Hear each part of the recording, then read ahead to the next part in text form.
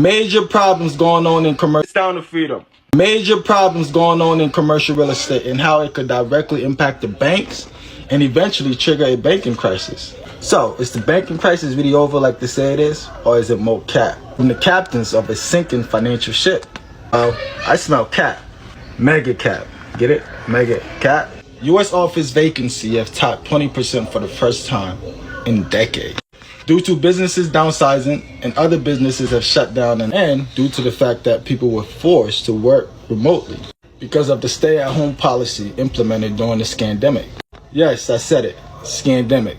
We were bamboozled, led astray. And because of that, we are now starting to see and feel the economic implication of those ridiculous policies.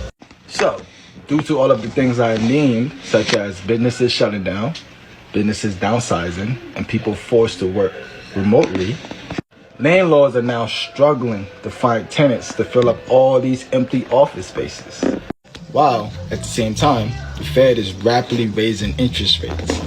Yeah, I know, you're probably asking yourself, what does this have to do with the banks? Well, 70% of bank-held commercial mortgages sits on the balance sheets of regional banks.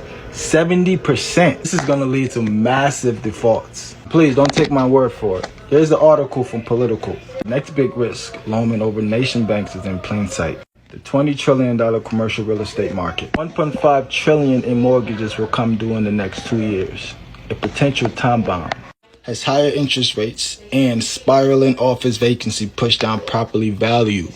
The write-down in commercial loan can spell big trouble for the financial system and spill over into the larger economy. So, with the landlords struggling to find tenants to fill up all of these empty office spaces, while at the same time the Fed is raising interest rates, which means the owners of these buildings will have to pay double on their loans while losing a bunch of tenants. Do you honestly believe they will be able to pay those back? This is going to lead to massive defaults, which will destroy the banking system and eventually the economy.